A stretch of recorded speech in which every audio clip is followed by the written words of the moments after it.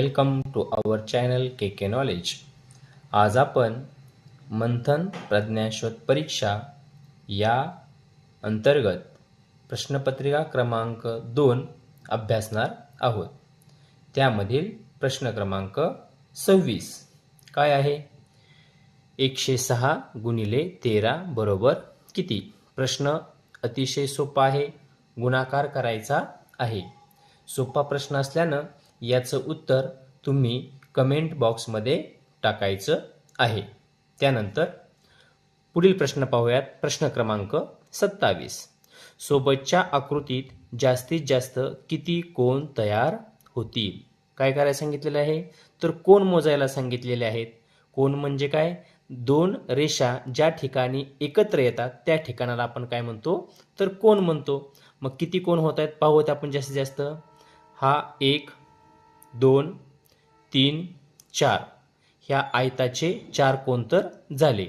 आणि जे दोन कर्ण आहेत त्या कर्णामुळं प्रत्येक त्या कोनाचे पुन्हा 2 कोन झालेले आहेत. म्हणजे ते 4 5 6 7 8 9 10 11 12 आणि ज्या ठिकाणी कर्ण एकमेकांना दुभागत आहेत त्या ठिकाणी 13 14 15 16 किती कोन आहेत?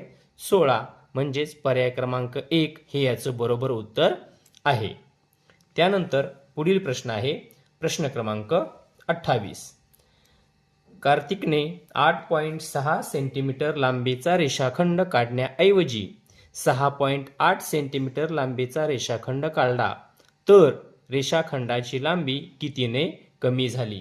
काढायला कितीचं सांगितलं आपल्याला? तर 8.6चा. मात्र त्याने काढलाय किती सेंटीमीटरचा? तर 6.8 सेंटीमीटरचा. मग यांची काय करावं लागणार? आपल्याला वजाबाकी करावी लागणार आहे. दशांश चिन्हाखाली दशांश चिन्ह येणं गरजेचं आहे. 6 मधून 8 जात नाही, हातचा घेणार 16. 16 मधून 8 गेले, राहिले 8. 1 घेतल्यामुळे तर राहिले 7. 7 मधून 6 गेले 1. म्हणजेच किती आलं? 1.8 सेंटीमीटर. म्हणजेच पर्याय क्रमांक 3 हे याचं बरोबर उत्तर असणार आहे. पुढील प्रश्न प्रश्न क्रमांक 29. 8 ग्रॅम म्हणजे किती किलोग्रॅम? आपल्याला माहिती आहे 1000 ग्रॅम बरोबर 1 किलोग्रॅम असतो. बरोबर आहे. मग 8 ग्रॅमचे आपल्याला किलोग्रॅममध्ये रूपांतर करायचे. म्हणजेच आपल्याला काय करावं लागेल? 8 भागिले 1000. 1000ने भागायचे म्हणून दशांश चिन्ह हे डावीकडे सरकेल. किती घरं? जेवढे शून्य आहेत तेवढी. 1 2 3. मग 3 घरं. 1 2 आणि 3. म्हणजेच उत्तर किती येणार आहे? 0.008. पर्यायामध्ये आहे का पाहूया. आहे. पर्याय क्रमांक 3 हे याचं अचूक उत्तर आहे.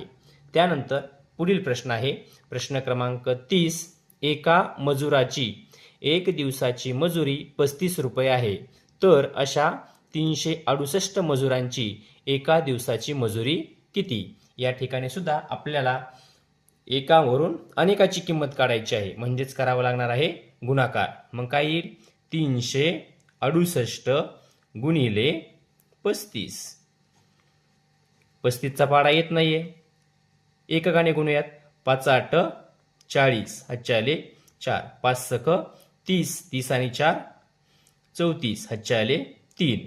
5 त्रिक 15. 16 17 18. दशकाने गुणतोय म्हणून गोल आणि फुली. 3 8 24. हातच्या आले 2. 3 सख 18. 19 20. हातच्या आले 2. 3 त्रिक 9. 10 आणि 11. यांची करणार बेरीज. 0 4 आणि 4 8. 8 आणि 0 8. 1 आणि 1 2. 1 1. किती आलेलं आहे? 12,880 रुपये. पर्यायामध्ये आहेत का पाहूयात. तर आहे 12,880 रुपये. म्हणजेच पर्याय क्रमांक 4 हे याचं अचूक उत्तर असणार आहे. त्यानंतर पुढील प्रश्न पाहूयात. 8 4 0 7 हे अंक एकदाच वापरून तयार होणारी मोठ्यात मोठी 4 अंकी विषम संख्या कोणती? 2 अटी दिलेल्या आहेत. मोठी पण संख्या पाहिजे आणि विषम पण पाहिजे. मग ज्यावेळेस आपण मोठी संख्या लिहितो त्यावेळेस मोठ्या अंकापासून सुरुवात करतो, म्हणजेच अंकांचा उतरता क्रम मांडतो. मात्र विषम संख्यासाठी यामध्ये असणारा विषम जो अंक आहे तो आपल्याला एकक ठिकाणी ठेवणं गरजेचं आहे. आणि मग राहिलेले अंक कोणते ते आपण उतरत्या क्रमाने मांडून घेऊयात. कोणते अंक राहिलेत तर 8 4 0 हे असेच येतील. मग 8 4 0 म्हणजेच ती संख्या काय होईल 8407. पर्याय क्रमांक 3 हे याचं अचूक उत्तर असणार आहे. प्रश्न क्रमांक 32. खालीलपैकी कोणती संख्या आंतरराष्ट्रीय संख्या चिन्हात लिहिलेली नाही? आंतरराष्ट्रीय आणि देवनागरी संख्या चिन्ह आपल्याला माहिती आहेत, मग जी लिहिलेली नाही ते याचं योग्य उत्तर असणार आहे. या प्रश्नाचं उत्तर तुम्ही मला कमेंट बॉक्समध्ये पाठवायचं आहे. त्यानंतर प्रश्न क्रमांक 33. 35,438 या संख्येतील 3 या अंकाच्या स्थानिक किमतीतील फरक किती? 3 अंक आहे, दशकाच्या ठिकाणी आहे आणि दश हजाराच्या ठिकाणी आहे आणि त्याच्या स्थानिक किमतीतला फरक. मग या 3ची किंमत किती येणार आहे स्थानिक किंमत तर ती येणार आहे 30,000 वजा या 3ची किंमत किती येणार आहे दशक ठिकाणी असल्यामुळं 30 यांची करायची आहे वजाबाकी. शून्यातून शून्य गेला, 0 10तून 3 गेले, 7 हातचा आला 1 10तून 1 गेला, 9 हातचा आला 1 10तून 1 गेला, 9 3 मधून 1 गेला 2. किती आलेला आहे 29,970. पर्यायामध्ये कुठे पाहूयात आपण ते. पर्याय क्रमांक 1 हे याचं अचूक उत्तर असणार आहे. त्यानंतर पुढील प्रश्न. शेजारील वर्तुळाचा प हा केंद्रबिंदू आहे तर वर्तुळाचा व्यास खालीलपैकी कोणता? काय विचारले आपल्याला वर्तुळाचा व्यास. व्यास म्हणजे माहिती आपल्याला वर्तुळ केंद्रातून जाणारी जीवा. मग तिचं काय नाव आहे स म. पर्याय क्रमांक 2 हे याचं अचूक उत्तर असणार आहे.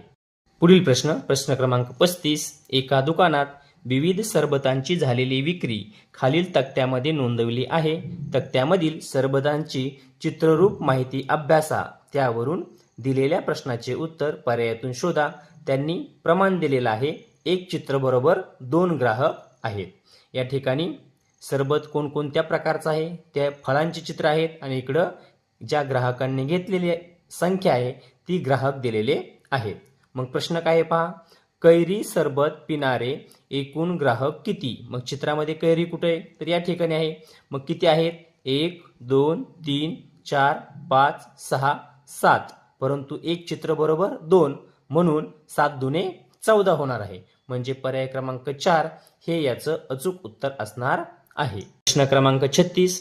सोबतच्या घडणीतून तयार होणाऱ्या खोक्याच्या समोरासमोरील पृष्ठभागांना सारखा रंग दिल्यास ए पृष्ठभागास दिलेला रंग कोणत्या पृष्ठभागाला येईल? मग एच्या अपोजिट असणारा विरुद्ध असणारा भाग या ठिकाणी निवडायचा आहे. मग एच्या अपोजिट कोण येणार आहे? जर आपण ए इमॅजिन केलं याच्यापासून एक घनाकृती तयार करून घेतला तर ए खालची बाजू समजा ए फिल, बी उजवी साईड येईल, सी अपोजिट साईड येणार आहे ए ची आणि डावी साईडला ए आणि ई ही वरची बाजू येणार आहे. म्हणजेच पर्याय क्रमांक 3 सी हे याचं अचूक उत्तर असणार आहे. पुढील प्रश्न. अतुलने दुपारपूर्व 10ला 10 मिनिटे कमी असताना वाचन सुरू केले. दुपारपूर्व 10 वाजून 10 मिनिटांनी वाचन संपवले तर अतुलने किती मिनिटे वाचन केले? दुपारपूर्वच दोन्ही वेळ दिलेले आहेत. 10ला 10 मिनिटे कमी असताना म्हणजे ते झाली 10 मिनिटे आणि दुपारपूर्व 10 वाजून 10 मिनिटे म्हणजे ती झाली 10 मिनिटे. मग त्याने किती वाचन केलेलं आहे तर 20 मिनिटे वाचन केलेलं आहे. म्हणजेच पर्याय क्रमांक 4 हे याचं अचूक उत्तर असणार आहे. पुढील प्रश्न. प्रश्न क्रमांक 38. खालीलपैकी कोणत्या आकृतीची परिमिती काढता येते? परिमिती म्हणजे काय तर आकृतीच्या सर्व बाजूंची बेरीज आणि ती आकृती कशी असणं अपेक्षित आहे तर बंदिस्त. मग बंदिस्त आकृती कोणत्या यातली तर चौरसाचीच आकृती बंदिस्त असणार आहे की जिची आपण परिमिती काढू शकतो. म्हणजे पर्याय क्रमांक 1 हे याचं अचूक उत्तर आहे. प्रश्न क्रमांक 39. 32,000 अधिक 23 दशक अधिक 2 शतक अधिक 5 एकक या विस्तारित मांडणीने तयार होणारी संख्या खालीलपैकी कोणती? मग याचा अगोदर आपल्याला संख्या मांडून घेणं गरजेचं आहे. मग पहिली किती येईल 32,000 अधिक किती आहे 23 दशक आहेत, दशकाचा एक शून्य देणं गरजेचं आहे, तो आपण दिलेला आहे. म्हणजे ती संख्या होईल 230. 2 शतक, शतकाच्या घरात 2, शतकाची 2 शून्य आणि 5 एकक यांची करायची आहे बेरीज. 5 शून्य 5, 3 शून्य 3, 2 आणि 2 4, 2 2, 3 3, किती आलेलं आहे 32,435. पर्यायामध्ये आहे पर्याय क्रमांक 2 हे याचं अचूक उत्तर असणार आहे. पुढील प्रश्न आहे 100 मधून 16ची 6 पट वजा केल्यास किती संख्या उरेल. 100 घ्यायचे आहे आणि 16ची 6 पट म्हणजे 16चा पाडा 6 पर्यंत म्हणणं गरजेचं आहे. मग 16 96. मग याच्यामधून जर का 16ची 6 पट वजा केली तर किती येणार आहे 10 मधून 6 गेले 4, हातचा आला 1 0 0 म्हणजे किती आलेलं आहे 4. पर्याय क्रमांक 2 हे याचं अचूक उत्तर आहे. पुढील प्रश्न आहे 41 खालीलपैकी कोणता लघुकोन नसेल. आपल्याला कोणाचे प्रकार माहिती आहेत काटकोन, लघुकोन, विशाल कोन. 90 मापाचा असतो तो काटकोन, 90 पेक्षा कमी असतो तो लघुकोन. मग कोणता लघुकोन नसेल विचारलंय. मग 60 90 पेक्षा कमी आहेत, 40 90 पेक्षा कमी आहेत आणि 45 सुद्धा 90 पेक्षा कमी आहेत. हे तिन्ही लघुकोन आहेत, हा मात्र काटकोन आहे. म्हणजे पर्याय क्रमांक 3 हे याचं अचूक उत्तर असणार आहे. 42 श्रेयसकडे 10,000 रुपये होते, त्यातील त्याने 8,750 रुपये आपल्या वडिलांना दिले. त्यानंतर गणेशकडून आणखी 3,500 रुपये घेतले, तर आता श्रेयसकडे किती रुपये आहेत. त्याच्याकडे रक्कम किती होती अगोदर तर 10,000. वडिलांना किती दिले तर 8,750. यांची काय करावं लागेल वजाबाकी. 0 10तून 5 गेले 5, हातचा आला 1 7 आणि 1 8 आणि 2 10, हातचा आला 1 8 आणि 1 9 9 आणि 1 10. म्हणजे शिल्लक किती राहिले त्याकडं 1,250. त्यानंतर गणेशकडून आणखी 3,500 रुपये घेतले. गणेशकडून घेतलेले त्यामध्ये मिळवावे लागतील बेरीज. 0 5 5 आणि 2 7 3 आणि 1 4 किती आलेलं आहे तर 4,750 रुपये श्रेयसकडं असतील. म्हणजेच पर्याय क्रमांक 4 हे याचं अचूक उत्तर असणार आहे. 43 आकृत्या दिलेल्या आहेत. छायांकित भाग कोणता अपूर्णांक दर्शवितो. पहिला किती येतोय तर 4 भागापैकी एक भाग म्हणजेच 1/4 अधिक दुसऱ्यात पण तेच आहे 1/4 अधिक 1/4. ज्यावेळी छेद समान असतो आपण छेद आहे तसाच लिहितो आणि अंशाची बेरीज 1 अधिक 1 अधिक 1 3 म्हणजेच उत्तर किती आलेलं आहे 3/4. पर्याय क्रमांक 3 हे याचं अचूक उत्तर असणार आहे.